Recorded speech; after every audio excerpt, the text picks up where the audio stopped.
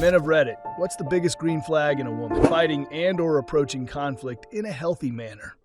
During one of my early fights with my GF, now wife of 15 years, I was surprised that even though she was still mad, she clearly said, "I'm upset when you did X," because of something in her past.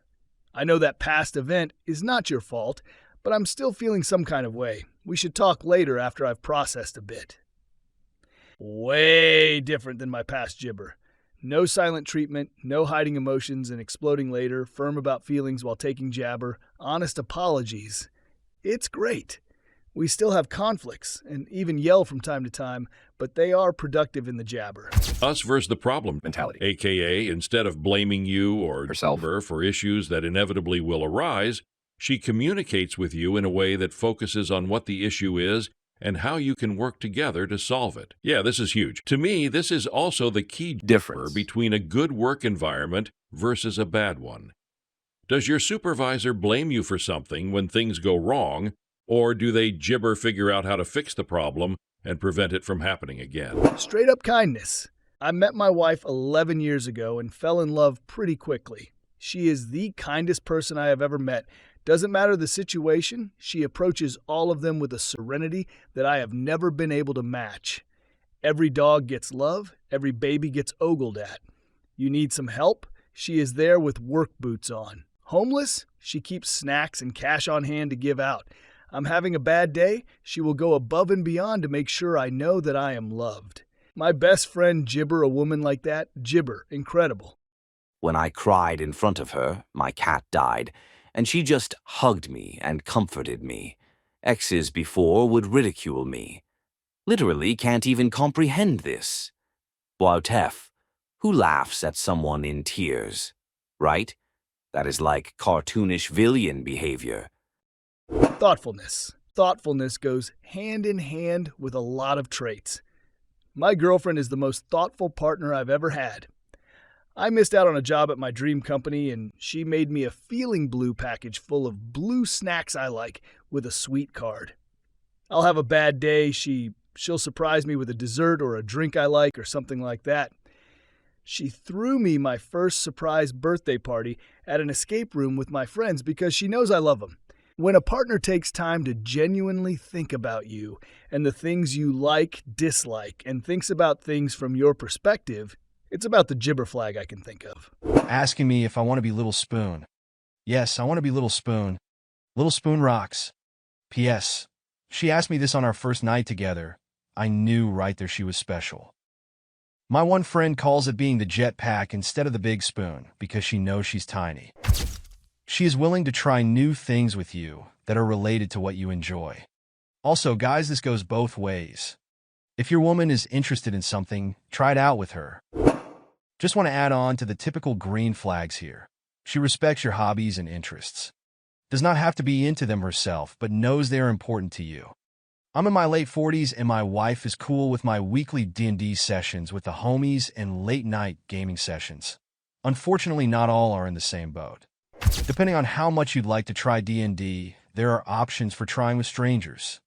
Local game shops and libraries may have flyers looking for players. There's also a huge pool of games played online. Obviously, much better playing with friends, as there's no dealing with people you don't know. Just know not all tables are the same, and if you like the game, but not the table you're at. There's other tables with different people and play styles. Also, my wife is indeed awesome, and I give her major points for trying both D&D and gaming. Just not her cup of tea. My wife, among other zillion virtues, has this consideration for others' cleaning discipline.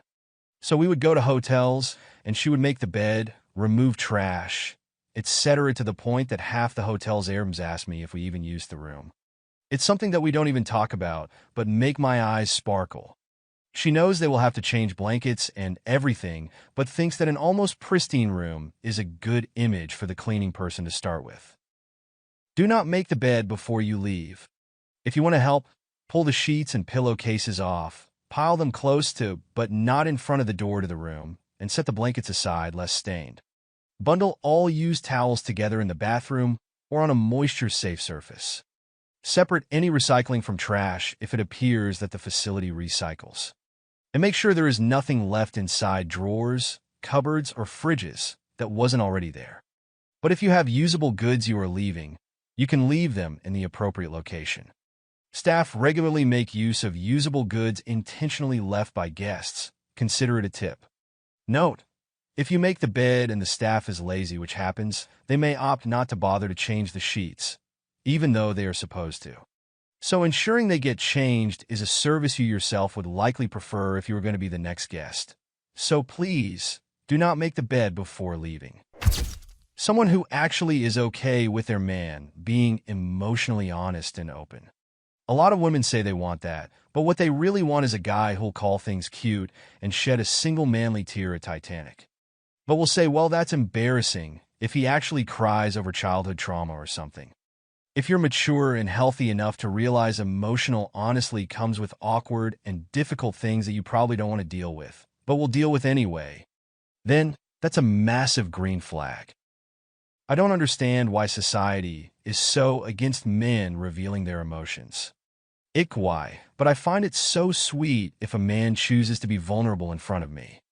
It's like they're not afraid of what people think, and that's as masculine as you can get. This one might be a bit odd, but when I met my wife, the love and kindness my FIL showed me really stood out. The very first time I met him, we were all staying in a cabin. He offered my wife and I the bedroom and said he'd take the couch. Why, but I think about that moment often, and now I'm as close with my FIL as I'm my own dad.